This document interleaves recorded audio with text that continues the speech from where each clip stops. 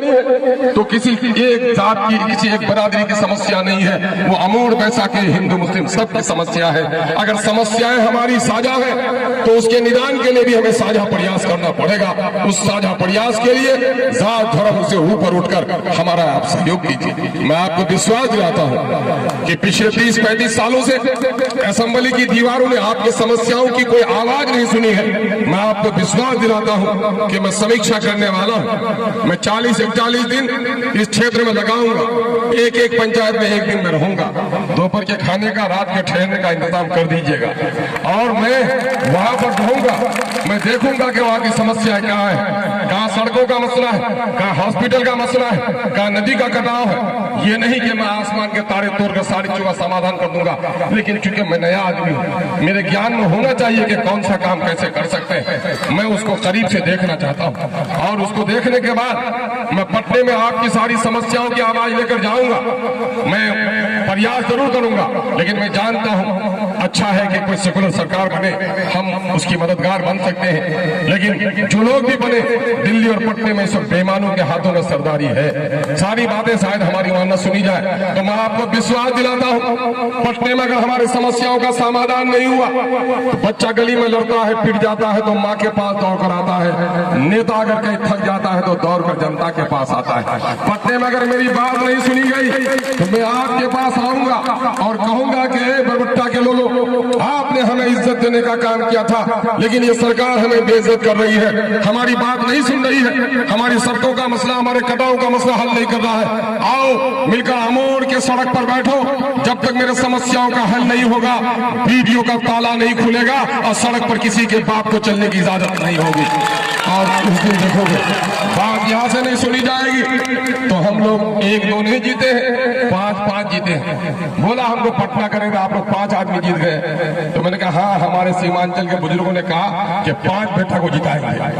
कहा कि 5 बेटा को, कहा क्या मतलब? मैंने कहा कि जो सब जुल्म किया, हिस्सा मारा है, ये उसके लिए कब्र खोदेगा और 4 लाश उठाकर उसको दफनाने का काम है ना।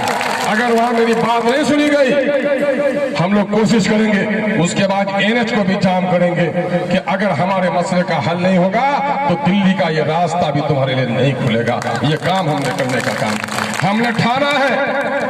इज्जत से जीना है तो गर्दन झुकाकर गुलाम जीता है और गर्दन उठाकर इंसान जीता है और गर्दन कटा के सरदार जीता है। अपने नस्लों को गुलामी से निकालना है तो गर्दन झुका के नहीं जीनी है। हम किसी के बाप की रैयत नहीं है, ये मुल्क सभी का है, ये मुल्क सभी का है।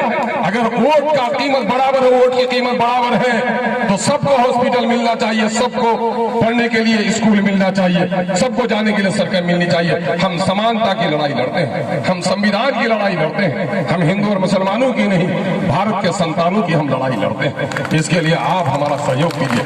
आप लोगों ने बड़ा समर्थन दिया। बस्ती में कुछ लोग थे जो मेरा अंदेशा था कि लड़ा देंगे, 2-2 सुरजापुरी को बीच से रास्ता निकाल लेंगे, और बोला भी कि अख्तर ईमान तो हमारे जाल में फंस गया। नेताजी बोला हम लोग तो गए थे ना, उसको खड़ा कर दिए हैं, अरे दोनों लड़ जाएगा, बीच से रास्ता निकाल लेंगे।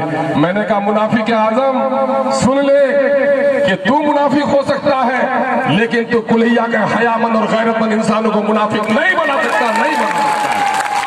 आने वाले दिनों में भी ऐसे लोगों के लिए इंसाफ करना आपकी जिम्मेदारी है।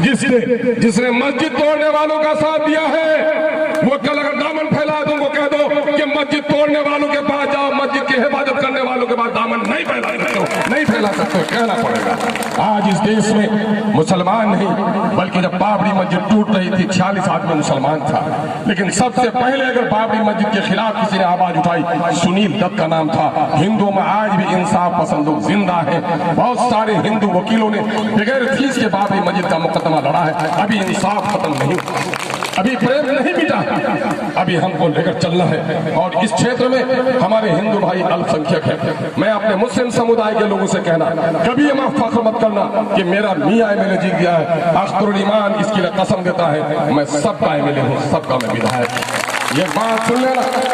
अगर मेरे साथ आप 1.5 महीने तक काम किए हैं और ये समझ के लिए है कि किसी से दुश्मनी उतारने के लिए गलत पैरवी अख्तर ईमान से करा लेंगे, तो मेरे दोस्तों मुझे माफ कर देना।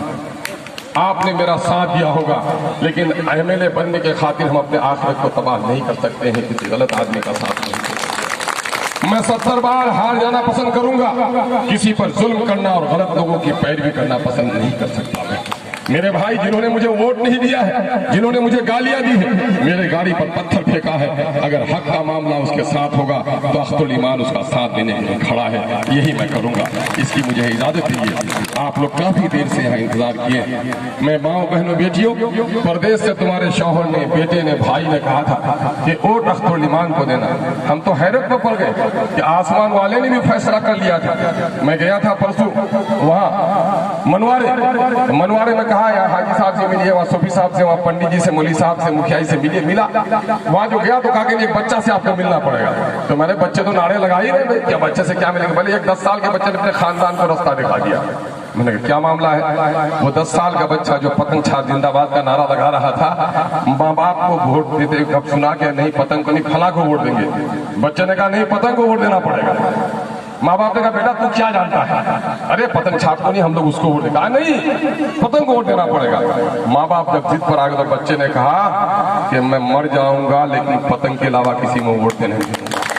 और नतीजा ये हुआ कि माँ बाप को अपने बच्चे के प्यार के खातिर वोट देना पड़ा। मैं गया, प्यारे से बच्चे को गोद में लिया, बाप के चेहरे पे भी मुस्कुराहट थी कि उसने अपने बच्चे की बात सुन ली थी। मेरी माओ बहनों बेटियों, प्रदेश से जब बेटे का फोन आए, शौहर का फोन आए, भाई का फोन आए, मेरा सलाम तक पहुँचा देना जिसने हमारे पतंग के लिए तुमको हिदायत की है। हम आप सबों का बहुत बहुत शुक्रिया अदा करते हैं। बेटियों तुम्हारे लिए स्कूल, तुम्हारे लिए हॉस्पिटल, स्कूल और सड़कें ये हमारी बुनियादी लड़ाई है। इस लड़ाई के लिए हमारे लिए दुआ कीजिए कि हम ईमानदारी से आपकी लड़ाई लड़ सकें। आप लोगों ने बहुत साथ दिया है, हम आप सबों के बहुत ही शुक्रगुजार हैं। आप लोगों ने बड़ा इंतजार किया है। इंतजार बहुत तकलीफ सफर होता है, लेकिन इंतजार के बावजूद भी आपके चेहरे पर गुस्सा नहीं, मुस्कुराहट है, ये प्यार की दलील है। अल्लाह करे आपके दिलों में ये मोहब्बत बरकरार रखने में अल्लाह मुझे कामयाब करे। अस्सलाम वालेकुम।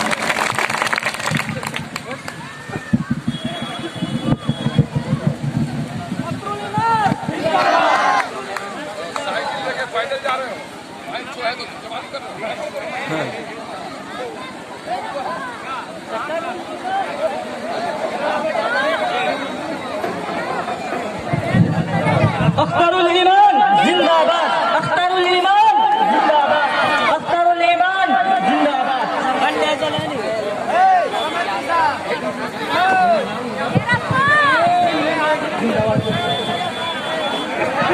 बस हो गया, ले लीजिए।